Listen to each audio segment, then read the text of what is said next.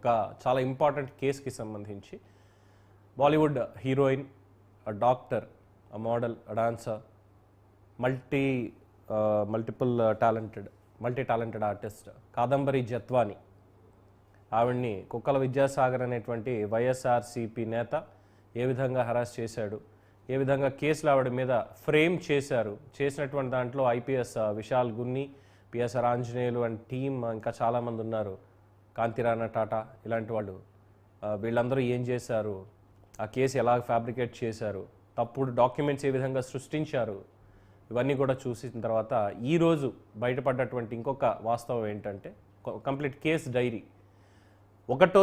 ఫిబ్రవరి 1వ తేదీన కేసు నమోదవ్వడానికి ముందే 2 లక్షల రూపాయలు ఖర్చు చేసి ఫ్లైట్ టికెట్స్ బుక్ చేసుకొని, బాంబేలో హోటల్స్ బుక్ చేసుకొని, అక్కడ వాళ్ళు ఏవేవైతే వెహికల్స్ వాడారో, ఎక్కడ దాకా వెళ్ళారో మొత్తం అన్ని డీటెయిల్స్ కూడా వచ్చేసాయంటే కేసు పెట్టడానికి ముందే, ఫిబ్రవరి 2 కేసు పెట్టడానికి ముందే వీళ్ళు బాంబేకి ల్యాండ్ అయిపోవడానికి సిద్ధం చేసుకొని మొత్తం గ్రౌండ్ అంతా ప్రిపేర్ చేసుకున్నారు. అంటే వెరీ అనెథికల్, ప్రీ ప్లాన్డ్, ఎలాగైనా కేసులు ఇరికించాలి అనేటువంటి ఒక కుట్ర దాంట్లో ఉంది. ఇప్పుడు ఐపీఎస్ని పూర్తిగా సర్వీస్ నుంచి సస్పెండ్ చేసేటువంటి అవకాశం కూడా ఉంది అంటున్నారు. ఈ కేసుకి సంబంధించి మహిళా కమిషన్ చైర్పర్సన్ గజ్జల వెంకటలక్ష్మి గారు ఏమన్నారు అన్నది ఒకసారి ఆ వీడియో బయట చూద్దాం. బయట ప్లీజ్. మేమైతే ఒకటి అనుకుంటున్నాము, ఈ రాష్ట్రంలో ఉన్న మహిళలు, ఈ రాష్ట్రంలో ఉన్న ఆడబిడ్డల కోసం రాష్ట్ర మహిళా కమిషన్ ఏర్పాటు చేయడం జరిగింది. ఈ రాష్ట్ర మహిళా కమిషన్కి ఒక యాక్ట్ ఉంది. ఇతర రాష్ట్రాలలోని విషయాలలో మేము జోక్యం చేసుకోము. ఇంకొకటి ఏంటంటే కాదంబరి విషయంలో, ఏదైతే బాలీవుడ్ నటి కాదంబరి విషయంలో జరిగిన సంఘటనలో అనేక రకాలైనటువంటి కథనాలు వస్తున్నాయి. మేమైతే ముంబై వెళ్ళి బాలీవుడ్ నటిని తెచ్చుకోలేము, ఇక్కడ ఎంక్వైరీ చేయము. అక్కడ మహిళా కమిషన్ ఉంది, మహారాష్ట్రలో కూడా మహిళా కమిషన్ ఉంది, అక్కడ చైర్పర్సన్ ఉంది, అక్కడ రాష్ట్రంలో కూడా ఒక యాక్ట్ ఉంది, అక్కడ సంబంధించిన బాధిత మహిళల కోసం మహిళా కమిషన్ పనిచేస్తుంది. సో ఆ బాధిత మహిళ ఇక్కడ ఎక్కడైనా అన్యాయం జరిగిందని తెలిస్తే అదే రాష్ట్రంలో మహిళా కమిషన్కు కంప్లైంట్ ఇస్తే తప్పకుండా ఐఏఎస్లు, ఐపీఎస్లు ఎవరు తప్పు చేసినా జైలుకు పంపించాలి. తప్పకుండా ఆ మహిళా కమిషన్ అలా చేస్తుంది. ఆ బాధిత మహిళ అంటే చదువుకోని వాళ్ళు మారుమూల ప్రాంతాల నుంచి కూడా ఈరోజు మహిళా కమిషన్ ఆశ్రయిస్తున్నారు.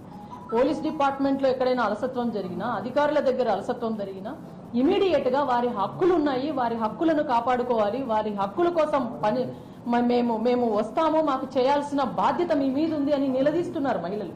సో అలాంటి సమయంలో ఒక చదువుకున్న ఉన్నతమైన చదువుకున్న బాలీవుడ్ నటి ఎందుకు ఆ రాష్ట్ర మహిళా కమిషన్ ఆశ్రయించలేదు, ఎందుకు ఆ రాష్ట్ర మహిళా కమిషన్ ఏమన్నా వీరికి హెల్ప్ చేయలేదా, అలాంటి విషయాలు కొంచెం తెలుసుకుంటే బెటరు. కానీ నేనైతే మాత్రం నా రాష్ట్రము, మన రాష్ట్రము, ఈ రాష్ట్రంలో ఉన్న ఆడబిడ్డల కోసం అయితే ఎక్కడ ఏ ఆడబిడ్డకు, ఏ పసిబిడ్డకు అన్యాయం జరిగినా ఈ రాష్ట్ర మహిళా కమిషన్ పనిచేస్తుంది. ఎక్కడ ఏ మహిళకు అన్యాయం జరిగినా ఈ రాష్ట్ర మహిళా కమిషన్, మన రాష్ట్ర మహిళా కమిషన్ పనిచేస్తుంది. విజయవాడకు వచ్చిన బాలీవుడ్ నటికి మహిళా కమిషన్ ఉంది తెలీదా? బాలీవుడ్ నటి ముంబై నుంచి ఆంధ్రప్రదేశ్ విజయవాడకు వచ్చింది. విజయవాడకు వచ్చి అనేక మందిని కలిసింది. మరి మహిళా కమిషన్ కలవాలని ఎవరు సలహా ఇవ్వలేదా? లేకపోతే మహిళా కమిషన్ ఉందని కూడా తెలుసు కదా బాలీవుడ్ నటికి. మహిళా కమిషన్ ఎందుకు ఆశ్రయించి సుమోటగా, నేను అదే చెప్తున్నా, ఈ రాష్ట్రంలో మహిళలకు నేను సుమోటగా స్వీకరిస్తా.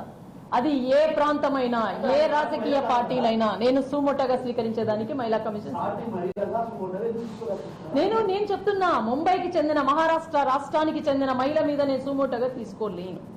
ఈ రాష్ట్ర మహిళలైతే నేను సుమోటగా తీసుకోవడానికి సిద్ధం. నా యాక్ట్ ఉంది, నేను యాక్ట్ ప్రకారం పనిచేస్తున్నా. నాకు చట్టం ఉందో, ఆంధ్రప్రదేశ్ మహిళా కమిషన్ చట్టం ఉందో, ఆ చట్టబద్ధంగానే నేను పనిచేస్తున్నా. చట్టాన్ని మీరి రైట్. సో చూసారు కదా, మహిళా కమిషన్